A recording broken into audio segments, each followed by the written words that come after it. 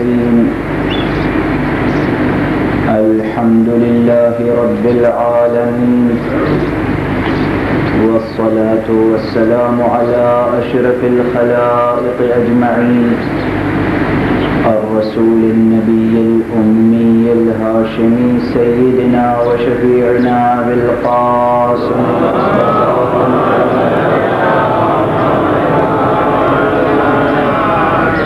وعلى أهل بيته الطيبين الطاهرين الهداة المهديين المعصومين المظلومين واللعنة الدائمة على أعداء الدين أجمعين. أما بعد فقد قال الله تعالى عز اسمه في محكم كتابه ومتقن خطابه بسم الله الرحمن الرحيم هو الله الذي لا إله إلا هو عالم الغيب والشهادة هو الرحمن الرحيم هو الله الذي لا إله إلا هو الملك القدوس السلام المؤمن المهيمن العزيز الجبار المتكبر سبحان الله عما يشركون هو الله الخالق البارئ المصور له الأسماء الحسنى يسبح له ما في السماوات والأرض وهو العزيز الحكيم.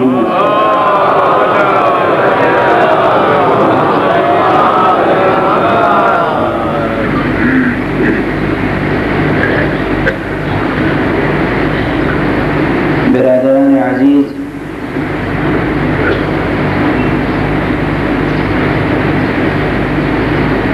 کل کی گفتگو کہ جو تمہیدی حیثیت رکھتی تھی اس میں اس حقیقت کی طرف اشارہ کیا گیا کہ مدرسہ حسینی کی بنیادی نصابی کتاب قرآن حکیم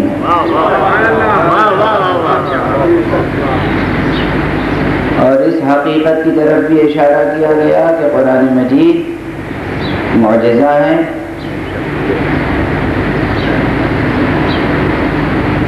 قرآن کربلا کا مصدق ہے اور کربلا قرآن کی محافظ.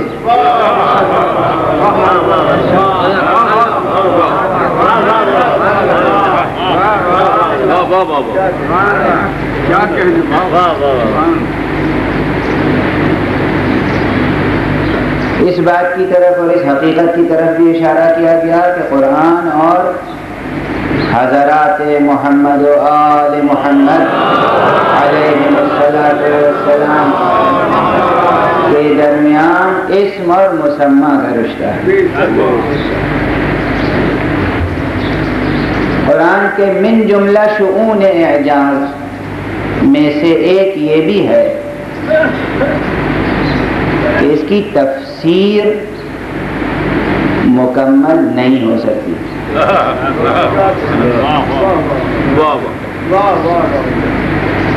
اور کم از کم اس وقت زمان و مکان کے موجودہ جو شرائط ہیں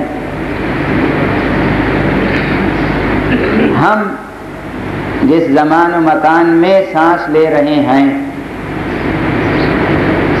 ہمارا افق نظر جہاں تک ہے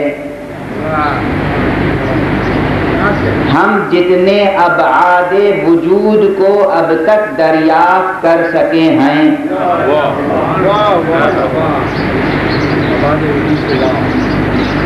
وہ ابعاد اور ڈائمنشنز ناکافی ہیں قرآن مجید کی تفسیر کے لیے.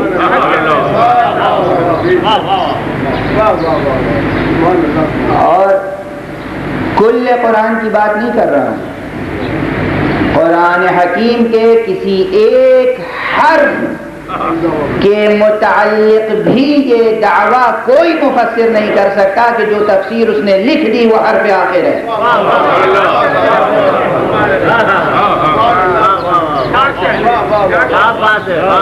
جب تک قرآن حکیم کا مصداق حقیقی و خارجی پردہ غیب میں ہے، جب تک اس کے چہرے سے نقاب نہیں اٹھتی، قرآن کے معانی کیسے کل کے کل منکشف ہو سکتے ہیں؟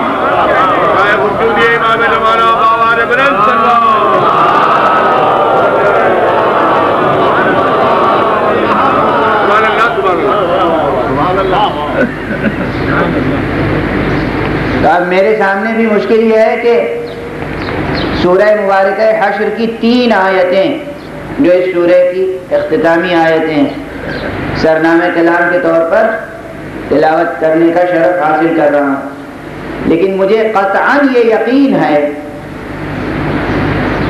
کہ تفسیر تو کیا ان آیتوں کے ترجمے کو بھی غالباً ان 10 مجلسوں میں مکمل نہیں کر پاؤں گا، اس لیے کہ قرآن مجید کا ترجمہ کوئی آسان کام تھوڑی. بعض تراجم نظر سے گزرے جس میں مترجمین نے فخر اور ناز کا اظہار کیا ہے کہ مدت سے آرزو تھی کہ قرآن مجید کا ترجمہ بھی کروں، اور بحمداللہ 3 ساڑھے 3 مہینے کے عرصے میں ترجمہ مکمل کر دیا، اور 2 مہینے میں چھپ بھی گیا، اور سال کے اندر وہ گویا سامنے بھی آ گیا. لیکن اب اگر قرآن مجید کے آیات اور ان کے تراجم کو سامنے رکھ کر واقعی علمی اور تنقیدی بصیرت کو کام میں لایا جائے تو اندازہ ہوگا کہ وہ ترجمہ کس پائے کا ہے. نعوذ باللہ خاتم ذہن، یہ قرآن مجید ہے، عربی زبان کا کوئی ناول تھوڑی ہے، یہ کوئی معمولی داستان اور قصے کی کتاب تو ہے نہیں. کس نے آپ سے خواہش کی تھی کہ آپ عنایت ترجمہ فرمائیے، عنایت التفات فرمائیں اور اس کتاب کا ترجمہ کریں؟ قرآن مجید توجہ چاہتا ہے اور مکمل توجہ. ابھی معاصر مثال دے رہا ہوں، رہبر انقلاب اسلامی، بانی جمہوری اسلامی آیت اللہ العظمی خمینی قابہ سرا نے انقلاب کے بعد تفسیر سورہ حمد ارشاد فرمانا شروع کی، اور وہ ٹیلی ویژن پر بھی نشر ہوتی تھی اور کتابی شکل میں بھی شائع ہو کر آ گئی ہے. مشہور یہ ہے کہ وہ تفسیر سورہ حمد ہے، مگر متعدد دروس اور متعدد نشستوں اور متوالی ایام میں لگاتار درس کہا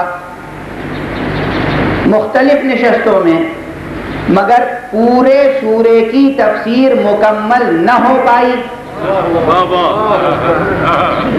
اور نہ صرف یہ کہ مکمل سورے کی تفسیر مکمل نہ ہو پائی، بلکہ صرف ایک آیت بسم اللہ الرحمن الرحیم کی تفسیر بھی مکمل نہ ہو پائی.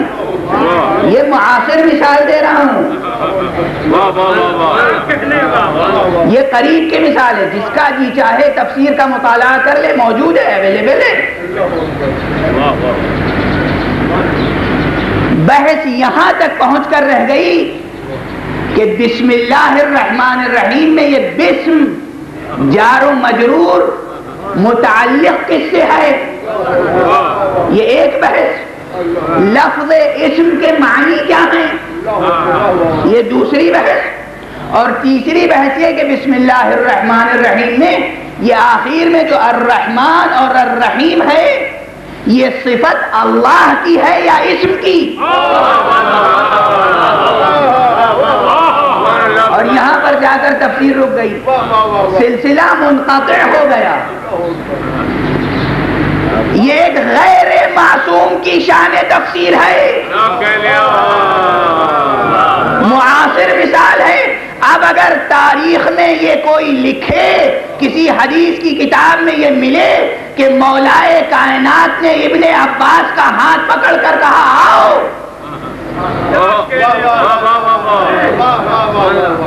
اور بعد نماز عشاء تفسیر بسم اللہ بیان کرنا شروع کی، سفیدی سحر نمودار ہو گئی اور تفسیر بسم اللہ بائے بسم اللہ سے متجاوز ہو کر سین تک نہ پہنچ سکی۔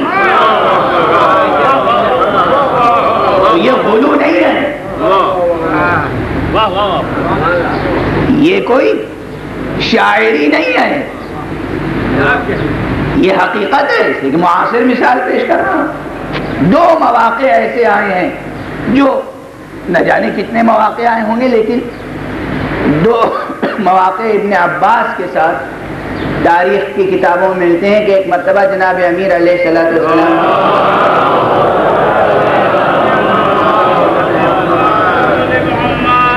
نماز عشاء کے بعد توجہ فرمائی اور کہا ابن عباس بسم اللہ کے معنی جانتے ہو؟ فرمایا میرے ماں باپ آپ پر فدا ہو جائیں، اللہ کا رسول اور اس کا وصی بہتر جانتا ہے۔ اچھا آؤ تو پھر میں بیان کرتا ہوں۔ اور اس کے بعد یہ واقعہ جناب ابن عباس نے نقل فرمایا کہ شب بھر تفسیر بیان کرتے رہے مگر تفسیر بائے بسم اللہ مکمل نہ ہو سکی۔ بارہا سنایا۔ دوسرا موقع یہ ہے کہ ایک مرتبہ اسی طرح توجہ فرمائی اور کہا ابن عباس کلمہ الحمد کے شروع میں جو الف و لام ہے ال، اس کے معنی معلوم ہے؟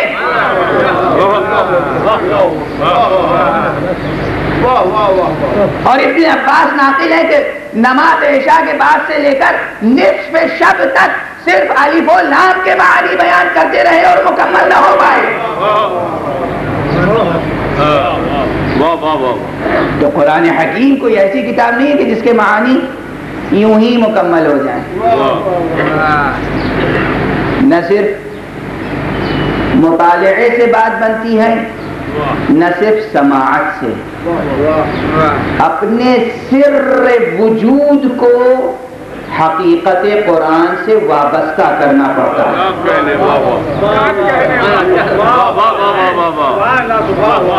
اپنے ذہن و ضمیر کو قرآن سے وابستہ کرنا پڑتا ہے۔ لغت کی کتابوں سے بات نہیں بنتی،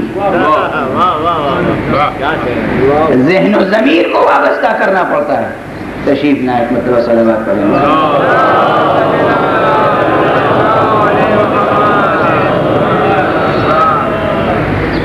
آپ اچھا ہوتا کہ امام ابا قبائی میں تشریف لاتے، عالم دین ہیں، تشریف لائیے۔ ایک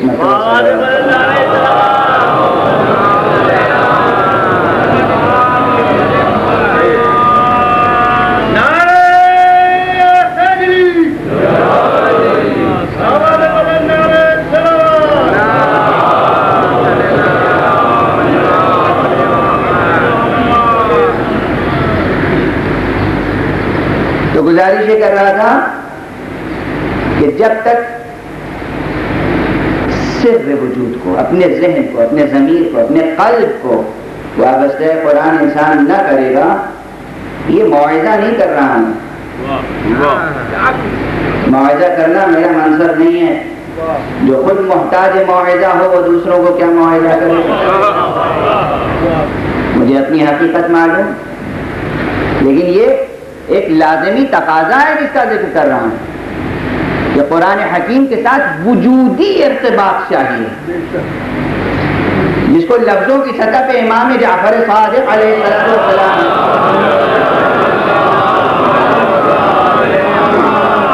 ارشاد فرمایا استمتعوا بالقرآن، قرآن سے باتیں کرو، قرآن سے باتیں کرو، اپنے نطق کو یا اپنی منطق کو وابستہ قرآن کرو۔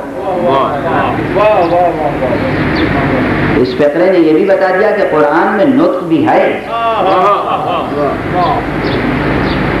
قرآن کو صامت و جامد نہیں سمجھنا چاہیے.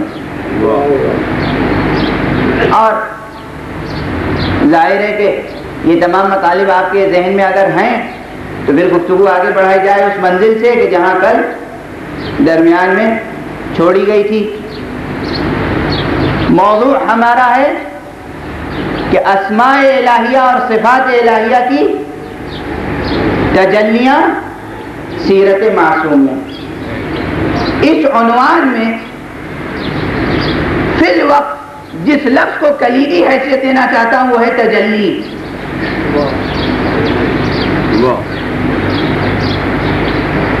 یہ پوری کائنات اپنے وجود کے حوالے سے دلیل ہے وجود باری تعالیٰ کا. اس میں کوئی شک تو نہیں. اس کائنات کو دیکھ کر خالق کائنات کے وجود کا پتہ ملتا ہے, یقین حاصل ہوتا ہے, علم الیقین حاصل ہوتا ہے کہ ہاں یہ کائنات ہے تو کوئی خالق کائنات بھی ہے. اس اعتبار سے کہ یہ کل کی کل یعنی ما سے اللہ جتنے موجودات ہیں یہ سب مخلوقات الہیہ ہیں, خدا کی مخلوق ہے, اور اس لیے یہ اپنے وجود کے حوالے سے اسمیت کی حیثیت رکھتی ہے. یہ پوری کائنات اسم اللہ ہے. یہ پوری کائنات اسم اللہ. اب ذرا سا دیکھیے یہ بحث یہاں سے شروع کیوں کی میں نے, اس کا ایک سبب ہے. انسان کی فطرت یہ ہے, اور اگر باہوش باعلم باظرف ہے انسان تو یہ فطرت ظاہر نہیں ہوتی, ورنہ عام طور پر کم علمی, نادانی یا شرح صدر نہ ہونے کی بنا پر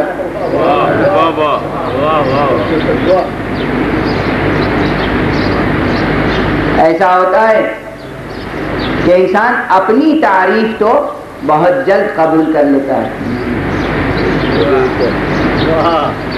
دوسرے کا وصف بیان کیا جائے تو بڑا تأمل ہوتا ہے.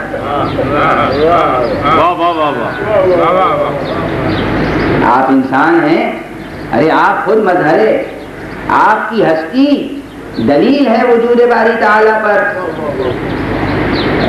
ہر ریت کا ذرہ ذات باری پر ایک وجود ہے, ہر لمحے امکان, ہر لمحے ممکن ذات باری تعالیٰ پر ایک دلیل کی حیثیت رکھتا ہے. تو آپ ریت کے ذرے سے زیادہ حیثیت رکھتے ہیں. آپ بھی ہما و شما آپ بھی ذات باری تعالیٰ پر ایک مستقل دلیل کی حیثیت رکھتے ہیں. خوش ہو گئے, آپ کا نام لیا خوش ہو گئے. سبحان اللہ. آپ نے کوئی آپ کے ذہن میں شک پیدا نہیں ہوا, شبہ پیدا نہیں ہوا, کوئی آپ نے سوء ادب کا خیال نہیں کیا. کہاں ذات باری تعالیٰ, کہاں ہم بھلا ذات باری تعالیٰ پر دلیل کی حیثیت رکھتے ہیں. ہم میں کوئی مظہریت ہے, مجھ میں کوئی تجلی ہے نہیں. جب تک ہم کہتے رہے آپ کا وجود حضور ذات باری تعالیٰ پر دلیل کی حیثیت رکھتا ہے, ذہن قبول کرتا رہا. ادھر ہم نے کسی نبی یا ولی کا حوالہ دیا, آپ شرک فرما رہے ہیں.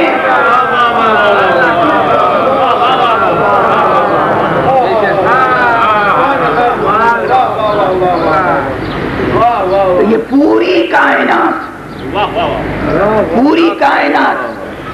یہ اسمیت کی صفت رکھتی ہے. اس میں باری تعالیٰ, ہر ذرہ اس میں باری تعالیٰ, انسان اس میں باری تعالیٰ, آپ بھی اس میں باری تعالیٰ, ہم بھی, ہم سب اسماء وجودیہ ہیں اپنی اپنی سطح وجود پر. اور یہ جو الفاظ ہیں هو اللہ الذی لا الہ الا هو عالم الغیب والشہادۃ هو الرحمن الرحیم, یہ اسماء لفظیہ ہیں. لیکن قبل اس کے کہ یہ بحث اور آگے بڑھے, ایک مسئلہ جو کل چھیڑا تھا لیکن آگے نہ بڑھا سکا, اسم اور مسمى میں رشتہ کیسا ہے. عینیت کا ہے یا غیریت کا؟ اسم عین مسمى ہے یا اسم غیر مسمى ہے؟ سبحان اللہ. یہ مسئلہ ہے واقعاً ذرا دشوار. حالانکہ اسماء لفظیہ کے حوالے سے اگر صرف گفتگو ہو تو اسم کوئی لفظ ہوتا ہے، لفظ کی تعریف، لفظ کی تشکیل، لفظ کی تخلیق، لفظ کی نمود، لفظ کا وجود، نقطوں سے عبارت، آواز سے عبارت، کشش خط سے عبارت. مثلا اسم الف سین میم جب 3 حرف ملیں گے تو لفظ اسم وجود میں آئے گا جو معنی اسم کا اسم ہے، جو مفہوم اسم کا اسم ہے، خود ایک لفظ ہے، لیکن یہ جو ہے اس کا وجود ہے الف سین اور میم سے. اور اس کے مفہوم میں کیا ہے؟ یا یہ آسمان، سما، سین میم الف حمزہ، سما. یہ سما جو ہے سین میم الف اور حمزے سے تشکیل پا کر ایک لفظ بنا. یہ لفظ الگ، یہ ہے اسم، یہ ہے لفظ جو دلالت کرتا ہے اس وجود خارجی پر جسے ہم سما کہہ رہے ہیں. وہ سما سین میم الف حمزے سے نہیں بنا ہے. سما ایک فضائے بسیط ہے. سما ایک فضائے بسیط ہے. زمین، زے میم یہ نون، زمین کاغذ پہ لکھ لیا، 4 حرف سے مل کے لفظ بنا. یہ وجود، لفظ کا وجود، اس میں زمین کا وجود، زے میم یہ نون سے عبارت. مگر خود زمین، اس میں کتنی چیزیں ہیں. اسم کی مستقل حیثیت، مسمى کی مستقل حیثیت. اسم الگ اور مسمى الگ ہے، مگر جب رشتہ قائم ہو جائے، جب تسمیہ درکار ہو، جب وضع درمیان میں آ جائے، جب مقرر کر دیا جائے کہ اس لفظ سے یہ مفہوم مراد لیا جائے گا، اس وجود کو اس لفظ سے پہچانا جائے گا، اب غیریت مٹ جائے گی اور عینیت کی ایک صورت پیدا ہو جائے گی. اور ہمارا تو یہاں بحث استقلال اسم اور استحلاک اسم کی ہے کہ کیا اسم ذات مسمى سے مستقل رہتا ہے یا ذات مسمى میں فنا ہو جاتا ہے. ذرا سی مشکل بحث ہے، لیکن ابھی اس کے بعد میں عادی ہوں کہ اپنے لیے مشکلات پیدا کرتا ہوں اور اپنے ساتھ ساتھ اپنے محترم سامعین کے لیے بھی مشکلات پیدا کر لیتا ہوں.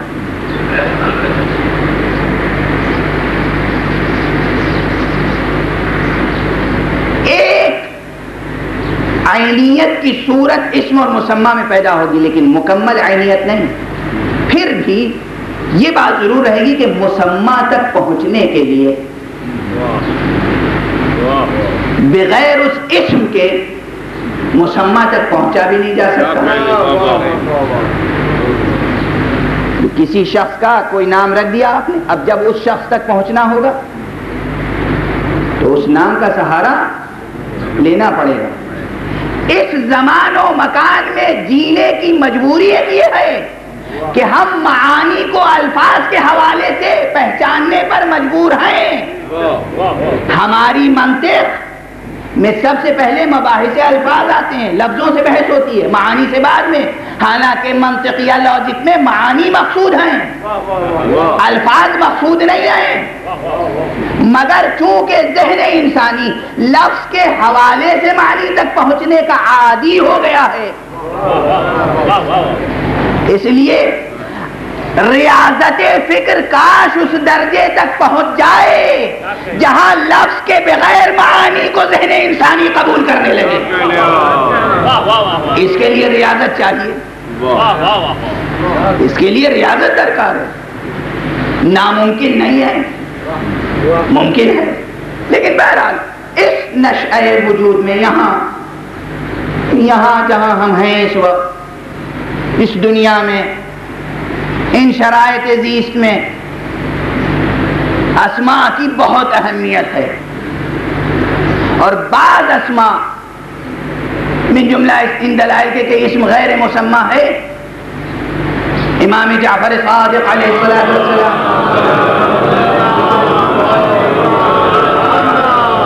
کا ایک ارشاد گرامی بھی ہے, فرماتے ہیں کہ من عبد الاسم دون المسمى فقد کفر.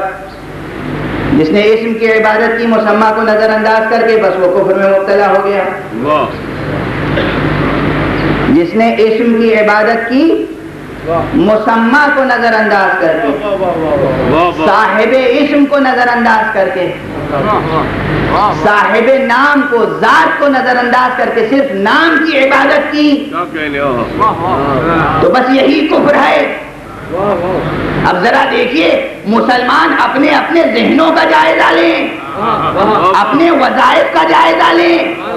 مسلسل زبان پر اللہ اللہ اللہ یا اللہ یا رحمان یا رحیم کہنے کے دوران اگر صرف لفظ ہی مقصود رہ گیا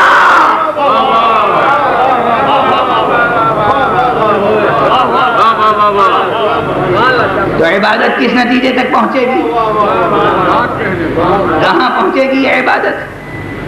کر رہے ہیں مسلسل, ذکر میں مشغول ہیں, مگر اس ذکر میں اگر ذات اوجھل ہو گئی تو یہی ذکر جو عین ایمان ہے عین کفر ہو گیا. لیکن مسمى کی عبادت کے لیے اچھا اگر اسم اتنا ہی خطرناک ہے کہ اس کا درکار ہونا, درمیان میں ہونا باعث کفر بھی ہو سکتا ہے تو اسم کو ترک کر دیجئے. اب کیا کیجئے گا؟ اس کے معنی یہ ہے کہ یہ عجیب صراط مستقیم ہے, بال سے زیادہ باریک, تلوار کی دھار سے زیادہ تیز اور آگ سے زیادہ گرم. نہ اسم کو ترک کر سکتے ہو نہ اس کے ساتھ شرک کر سکتے ہو.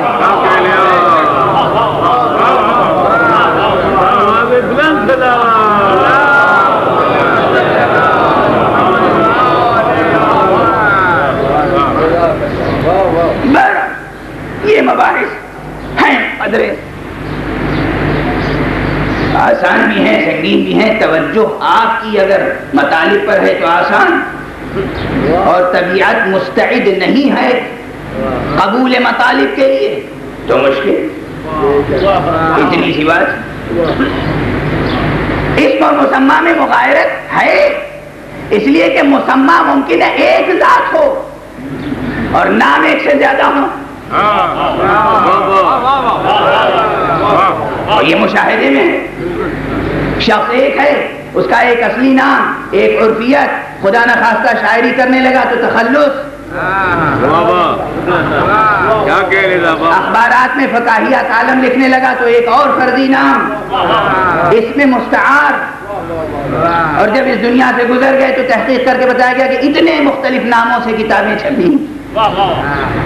یہ اس دنیا میں ہوتا ہے. اور پھر ہم جہاں جس مقام گفتگو میں ہیں خود ذات باری تعالیٰ ایک ہے یا متعدد, سوال ہی محمل ہے. فرزندان توحید کے آگے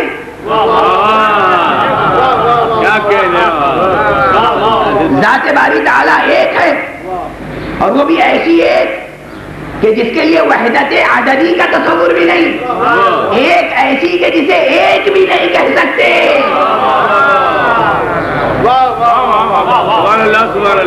اپنی اردو زبان میں آپ کیسے اس مفہوم کو ظاہر کریں گے؟ حدیث میں ہے اور فلسفے میں, دونوں جگہ, دین شریعت اور حکمت و فلسفہ دونوں نے کہا ذات باری تعالی واحد ہے مگر اس کی وحدت غیر عددی ہے،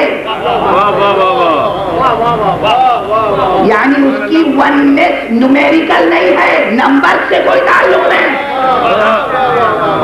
اب ہماری ریاضیات اور ہماری عقل اسی میں الجھ کر رہ گئی کہ عددی وحدت کیا ہوتی ہے، غیر عددی وحدت کیا ہوتی ہے۔ آسانی سے بس اتنا سمجھ لیجئے، وہ ایسا ایک ہے کہ اسے ریاضی کے مفہوم میں ایک بھی نہیں کہہ سکتے،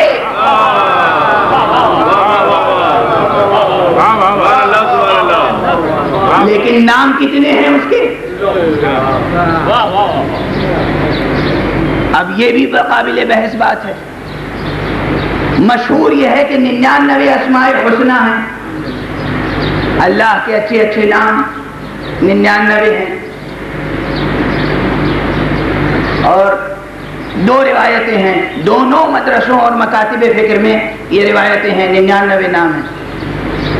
اب یہ تمہیدی گفتگو ضروری ہے تاکہ آئندہ مطالب اس پر مبنی ہوں، لیکن 99 میں منحصر بھی نہیں۔ دعائے جوشن کبیر پڑھی ہے، کتنے نام ہیں اس میں؟ 1001 نام۔ اور اس کے بعد اصول کافی میں کتاب التوحید میں امام جعفر صادق علیہ السلام سے روایت، کسی نے پوچھا اللہ تعالیٰ کے کتنے نام ہیں؟ کہا 4000 اسماء۔ ایک روایت میں 99، ایک روایت میں 1001، ایک روایت میں 4000، ایک روایت میں جو معصوم سے منقول ہے یہ کہ اللہ کے نام احصاء نہیں کیے جا سکتے۔ اب مشکلات پیدا ہوئے، یہ نام کا تعین کیسے کیا جائے؟ لیکن یہ بحث بھی یاد رہے، جتنے بھی اسماء ہیں ان میں صرف ایک نام ایسا ہے جسے اسم ذات کہا جاتا ہے، اور وہ ہے لفظ اللہ، اسم جلالہ۔ اور لفظ رحمان سے متعلق بھی ایک بحث ہے، گزارش کروں گا۔ اس کے علاوہ جتنے اسماء ہیں، جتنے نام ہیں، وہ اللہ کی صفتوں کو ظاہر کرتے ہیں۔ کتنی ہیں صفتیں اللہ کی؟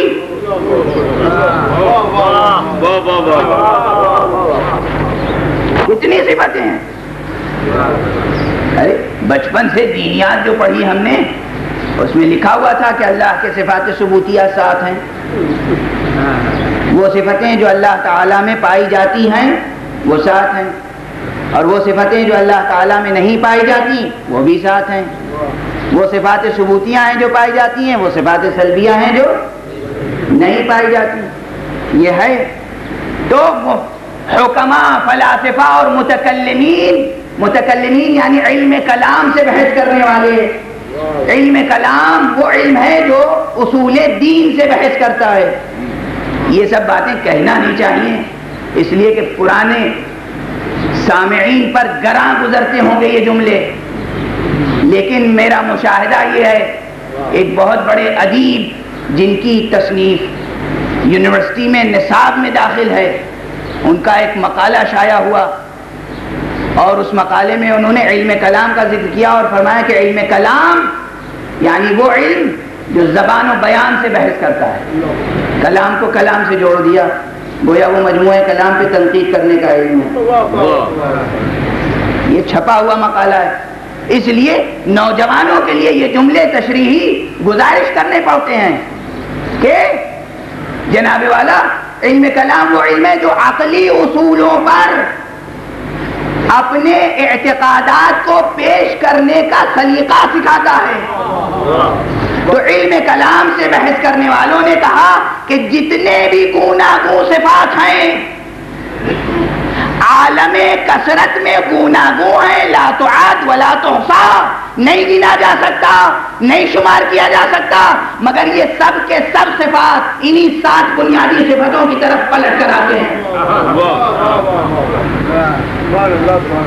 ان 7 صفات کی طرف۔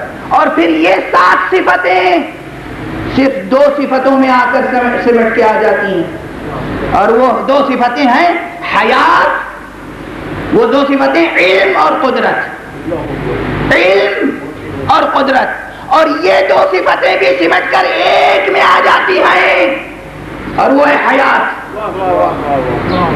حیات وہ صفت ہے جو عبارت ہے حس اور حرکت پر قدرت سے۔ بس اتنی تمہید یہاں تک ذہن میں رہے۔ اور اس کے بعد جب اتنے اسماء ہیں تو اب بحث کس نہج پر آگے بڑھے؟ ہمیں اسماء کے معانی جو لغت میں ہیں وہ بھی دریافت کرنے پڑیں گے، جو اس کا عرفانی و فلسفیانہ اور حکیمانہ مفہوم ہے وہ بھی دریافت کرنا پڑے گا۔ اور بحیثیت ایک مومن کے اسم الہی کہ صرف لغوی معنی دریافت کر لینے سے بات نہیں بنے گی، جب تک کہ قلب و ضمیر پر اس مفہوم کی تجلی نہ ہو۔ تخلقوا باخلاق اللہ کی منزل میں نہ آئیں، اور یہ سب آسان ہے اپنے اپنے سطح وجود پر۔ تو ایک ایک اسم کے معنی لغت میں کیا ہیں اور پھر اس کا اظہار کیسے ہوتا ہے۔ اب ظاہر ہے آج مثال کے طور پر یہ جو اس قدر سنگین تمہید عرض کی، اس سنگینی کو دور کرنے کے لیے اور حقیقت سے نزدیک کرنے کے لیے ایک مثال دوں، ایک بلا ترتیب مثال دے رہا ہوں کہ اسماء الہیہ میں سے ایک اسم ہے محیی۔ محیی هو المحیی هو الممیت، وہی زندہ کرنے والا ہے، وہی توجہ برقرار رہے میرے سامنے، وقت کی محدودیت بھی ہے۔ محیی زندگی عطا کرنے والا۔ عام معاشرہ انسانی میں نے عرض کیا کہ پوری کائنات مظہر صفات و اسماء الہیہ ہے، مگر اس میں مراتب ہیں، مراتب ہیں، دو مراتب ہے یہ کائنات مظہریت کے حوالے سے۔ پوری کائنات مظہر وجود خدا، پوری کائنات مظہر صفات خدا، مگر اس میں درجات ہیں، اس میں مراتب ہیں۔ ذرہ صحرا بھی ایک گونا مظہریت رکھتا ہے، شجر کوہ طور بھی ایک گونا مظہریت رکھتا ہے، اور شجر طور سے آواز کو سننے والا انسان اور بشر وہ بھی مظہریت رکھتا ہے، مگر سب کا رتبہ الگ الگ ہے۔ ذرے کا رتبہ الگ، شجر کا رتبہ الگ، انسان کا رتبہ الگ۔ انسانی معاشرے میں طبیب، ڈاکٹر اور حکیم، طبیب جو مرض کی تشخیص کرتے ہیں، مریض کا علاج کرتے ہیں، عرفاء نے کہا توجہ برقرار رہے، مشکلات پیدا ہوں گی، سوالات کرنے سے جھجکیے گا نہیں، مجلس کے بعد ٹیلی فون پر یا یہیں گفتگو سے میں گریز نہیں کرتا۔ عرفاء اور حکماء نے کہا کہ طبیب کا وجود معاشرہ انسانی میں اس میں مبارک محیی کا مظہر ہے، اور صرف طبیب نہیں، طبیب کے ساتھ معلم بھی۔ معلم علم دیتا ہے، طبیب صحت جسمانی، طبیب بدن انسانی اور بدن مادی کے حوالے سے محیی، حیات دینے والا، حیات روح علم سے وابستہ ہے،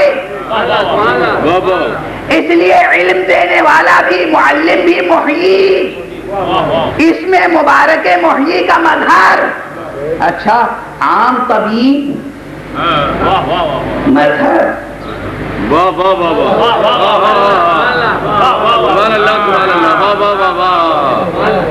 کسی بھی ملک کا کوئی رہنے والا ہو، کسی بھی عقیدے کا رکھنے والا ہو، طبیب ہے۔ میں گیا کسی طبیب کے پاس اور وہ مثلاً عربستان سے تشریف لائے تھے یا کسی اور ملک سے تشریف لائے تھے، کسی خاص نظریے کے حامل تھے، لیکن جب انہوں نے میرا علاج کیا تو میں نے کہا واقعاً سچ کہا ہے حکماء نے، سچ کہا ہے فلاسفہ نے، عرفاء نے کتنی اچھی بات کہی ہے کہ طبیب کا وجود اس میں مبارک محیی کا مظہر ہوتا ہے. آپ نے میرے بدن کو حیات بخش دی، باتیں کھل گئیں، مسکرانے لگے، خوش ہو گئے. اس میں مبارک محیی کے مظہر ہیں. اور جب ہم نے طبیب امت، طبیب علی الاطلاق، طبیب نفوس و قلوب محمد و مرتضیٰ کی بات کی، مصطفیٰ و مرتضیٰ کی، اس کائنات میں سب سے بڑا مظہر اسم مبارک محیی یا مصطفیٰ ہے یا مرتضیٰ. صلوات پڑھیں محمد.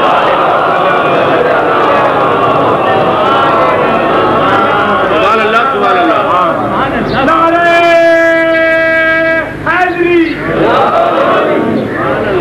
کیسے؟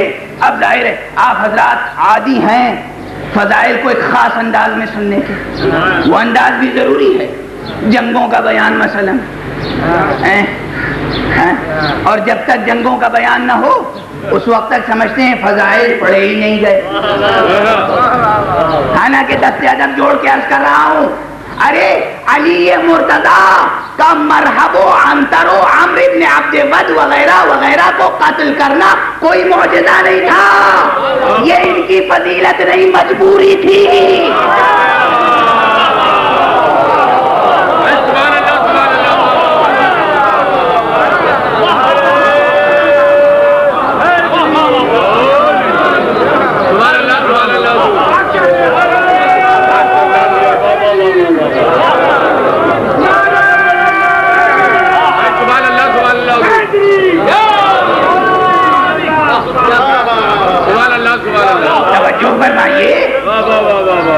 آپ فضیلتوں کا ادراک کس منزل سے کرتے ہیں؟ ان کے فضائل کو کہاں پر آپ ادراک فرما رہے ہیں؟ ارے مرحب و عنتر کو قتل کرنا مجبوری تھی، فضیلت نہیں.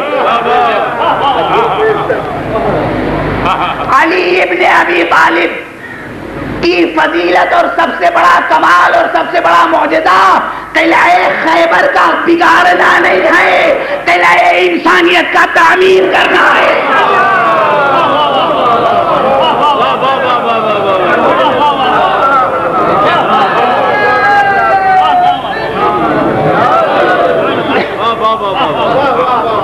وہ اپنے طور پر ایک حد تک فضیلت ہے، وہ بھی فضیلت ہے. در خیبر کا اکھاڑنا فضیلت ہے، لیکن اصل فضیلت در خیبر کا اکھاڑنا نہیں ہے. مجبوراً در خیبر اکھاڑنے تشریف لے گئے. اگر غیروں نے یہ کام کر دیا ہوتا تو نہ جاتے. صلوات پڑھیں محمد و آلہ محمد.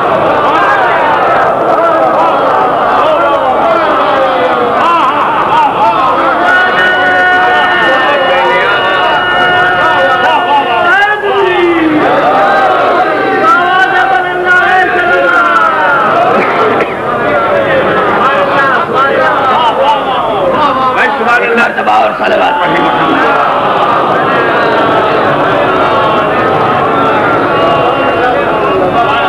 بھائی اگر غیروں نے یہ کام کر دیا ہوتا تو تشریف نہ لے جاتے. تاریخ یہ بتاتی ہے کہ مجبوراً گئے. ان مقامات کو درک کریں جہاں پیغمبر نے دوسروں کو جانے سے نہیں روکا. اس کا مطلب یہ گئے تو مجبوراً گئے. اور جہاں بات انہی تک محدود تھی وہاں غیروں کو بھیجا بھی تو پلٹا لیا.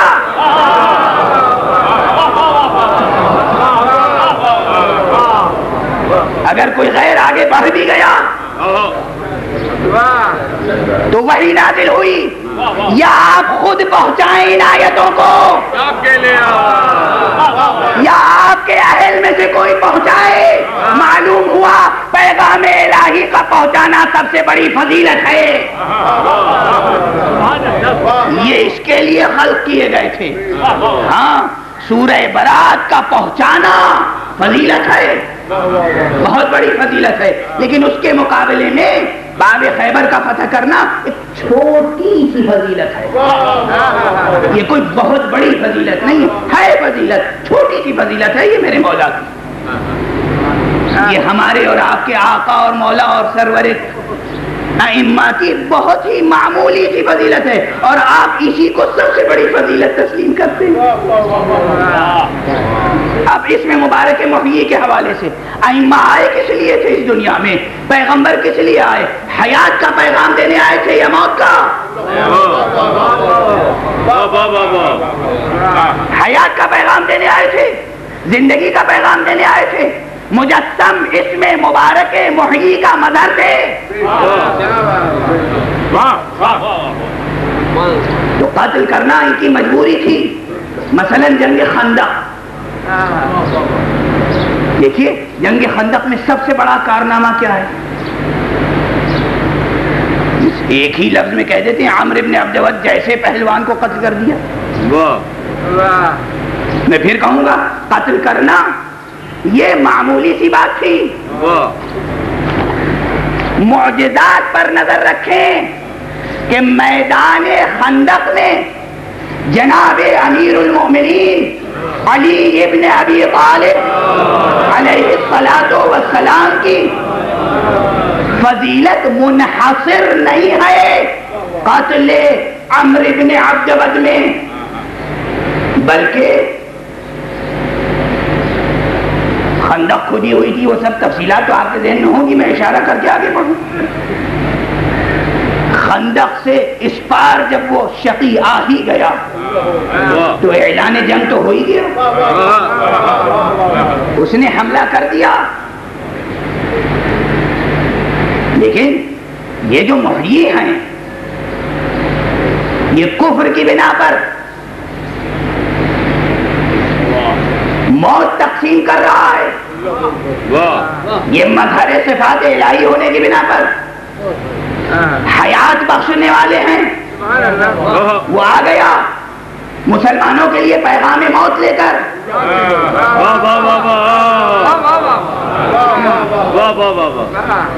اور موت کے خوف سے سر بھی جھک گئے، حملہ بھی کر دیا، صرف آیا نہیں، خیمے میں نیزہ چبھو دیا، تو حملہ تو ہو گیا۔ اب اس کا جواب کیا ہونا چاہیے تھا؟ نکلتے ہی قتل فرما دیتے۔ توجہ فرمائیے، لیکن نکلتے ہی قتل نہیں فرمایا۔ آپ یہ سمجھتے ہیں، ساری دنیا یہ کہتی ہے عمرو بن عبد ود کا قتل کر دینا بہت بڑا معجزہ تھا، یہ معجزہ نہیں تھا بہت بڑا، اس میں مبارک محیی کا یہ مظہر کامل خیمے سے برآمد ہوا، میدان میں آیا، کہا میں 3 پیغام دے رہا ہوں۔ پہلی شرط یہ ہے کہ ایمان لیا، یعنی حیات دے رہے، ایمان لیا، اس دنیا کی بھی زندگی لے لے، اس دنیا کی بھی زندگی لے لے۔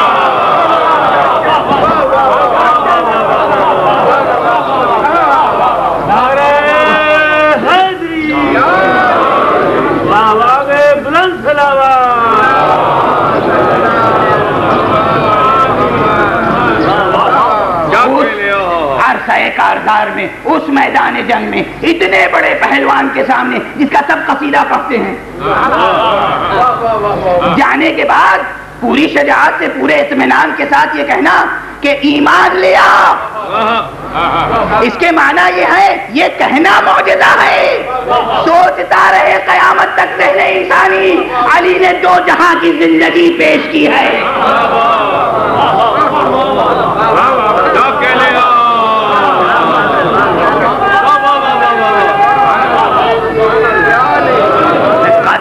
قتل کرنا ہدف ہوتا، قتل کرنا مقصد ہوتا، قتل کرنا بہت بڑی فضیلت ہوتی، قتل کرنے ہی پہ ناز کرنا مقصود ہوتا، تو پھر یہ مہلت سخن کس لیے؟ یہ گفت شریف قتل کرنا مقصود نہیں تھا، حیات عطا کرنا مقصود تھا، اور صرف حیات نہیں، پیغمبر اور نبی اور امام ادھر کے آنے والے صرف زندگی نہیں دیتے، رگھڑتی ہوئی زندگی نہیں دیتے،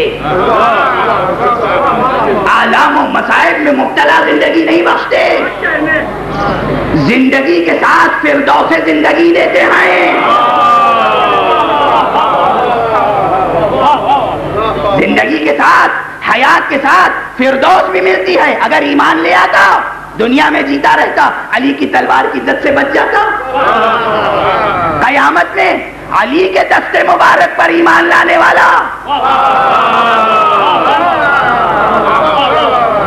فردوس نشیں ہوتا۔ دونوں جہاں کی زندگی ملتی۔ اچھا، اس نے دونوں جہاں کی زندگی نہیں قبول کی تو یہ فرزند ابو طالب تھا جس نے کہا اچھا پھر واپس چلا جا، یعنی دونوں جہاں کی زندگی نہیں چاہتا تو اس دنیا کی زندگی تو لے لے۔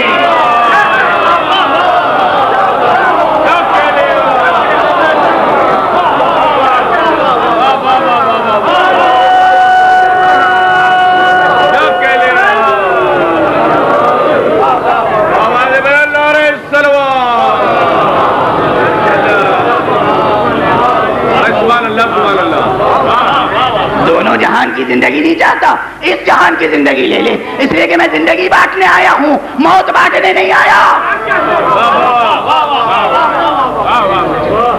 میں زندگی لینے آیا ہوں، اور اس دنیا کی زندگی میں بھی دو لطف تھا۔ حدیث پیغمبر الدنیا سجن للمؤمن، دنیا مومن کے لیے قید خانہ ہے، کافر کے لیے جنت۔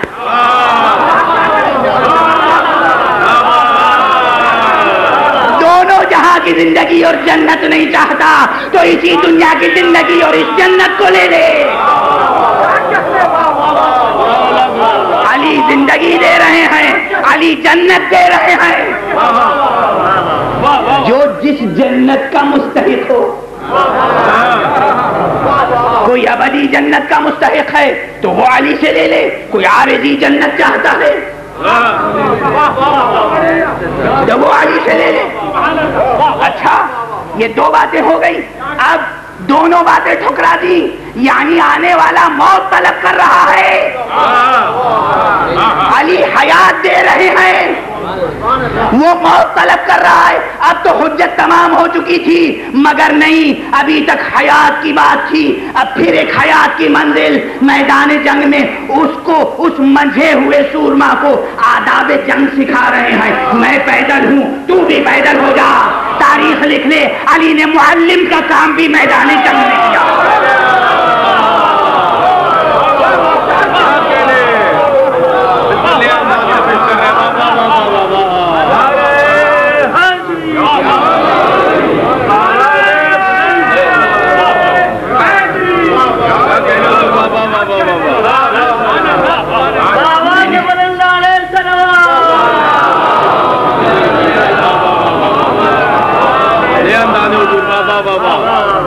میں نے گزشتہ کسی تقریر میں غلط تو نہیں کہا تھا، کائنات کا معلم اعظم ہے علی۔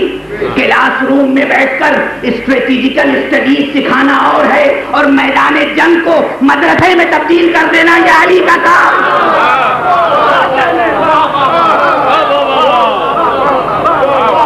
موت چاہتا ہے تو بھی اس میں مبارک محیی کا مظہر عتم ہے تو علم بھی دے گا۔ پیدل، میں پیدل ہوں، تو بھی پیدل ہو جا۔ اس کے بعد جب غلبہ پا لیا تو اس میں مبارک محیی کی تجلی کہاں تھا؟ ارے یہ شخص جو مسلسل موت طلب کر رہا ہے، علی اس کے سینے پر بیٹھ کر پھر اتر آئے، جائے سانس لے سکے لے لے۔ اب تو سمجھ میں آیا قتل کرنا ان کی مجبوری تھی، فضیلت نہیں۔ صلوات پڑھیں محمد۔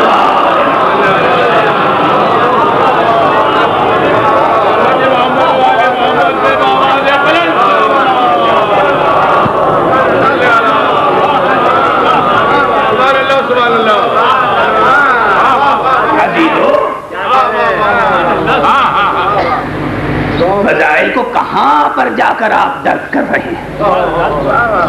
یہ وہ ہستیاں ہیں جن کے فضائل ذہن بشری آسانی سے درک نہیں کر سکتا. مصطفیٰ بھی مظہر اتم، مرتضیٰ بھی مظہر کامل، اور ان کی نسل سے ہونے والے سب کے سب مکمل مظاہر الہیت. یہ میدان جنگ میں حیات بانٹ رہے ہیں، اور حسین حر کے لشکر میں کیا کر رہے ہیں؟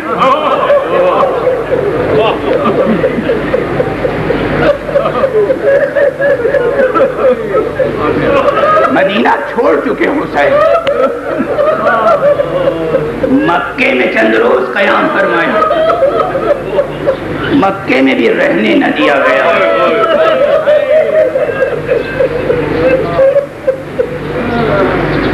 مکے سے کربلا کی راہ لی.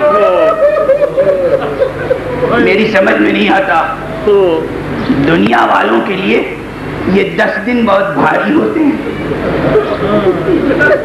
اور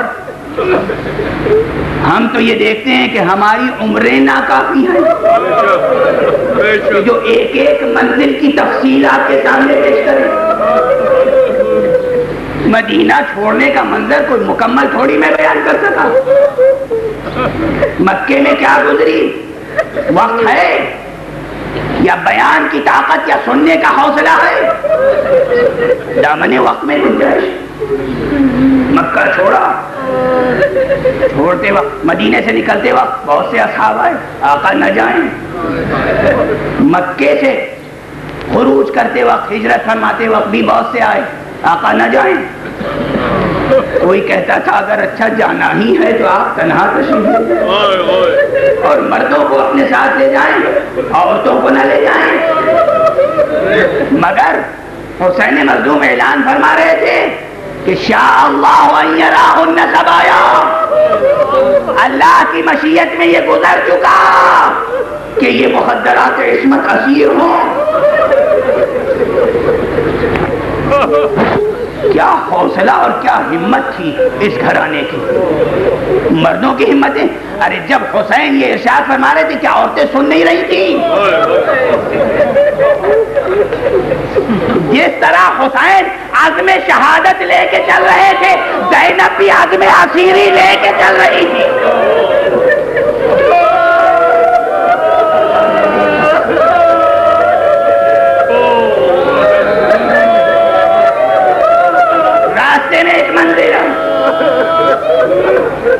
اور کوفے کی طرف سے آنے والے کچھ نظر آئے. آقا نے اپنے ساتھ کے جوانوں سے کہا دیکھو کوفے کی طرف سے کوئی آ رہا ہے، ذرا مسلم کی خیریت دریافت کرو.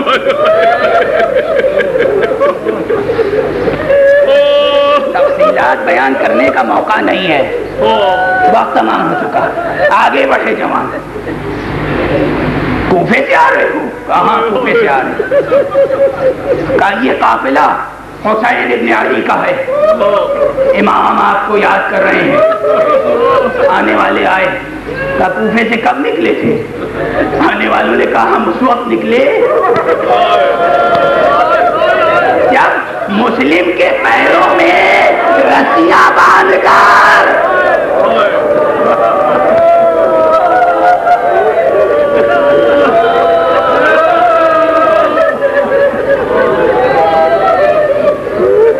حسین نے سنا انا للہ و انا الیہ راجعون کی تلاوت فرمائی. اب موقع نہیں ہے کہ یہ گزارش کروں کتنے مقامات پر انا للہ و انا الیہ راجعون ارشاد فرمایا ہے، اور ہر مرتبہ ایک فقرہ بدل دیا اس کے بعد. یہ کسی وقت اس طرح بیان کروں گا اس شرط کے ساتھ کہ میں فضائل بیان کروں گا اور آپ سے یہ التجا ہوگی کہ اپنے آنسوؤں کو مقام مصائب کے لیے ضبط کر کے رکھیے گا.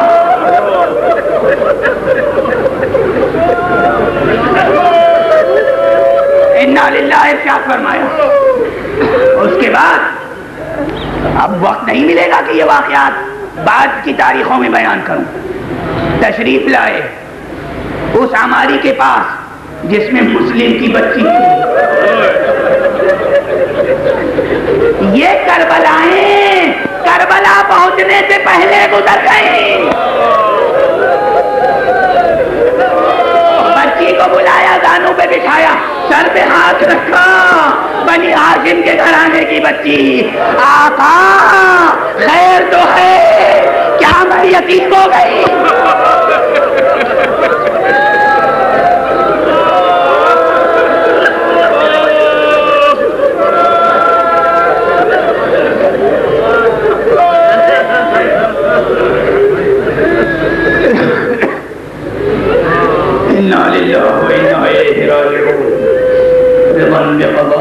وتسلیما لامرہ. پروردگار ہمیں علوم قرآن اور معارف اہل بیت سے آشنا پالنے والے. ہماری طبیعتیں اشک اعضاء سے زرخیز ہوتی رہیں, تخم ایمان پروان چڑھتا رہے. مالک ہماری قوم کو تہذیب آل محمد میں ڈھال دے.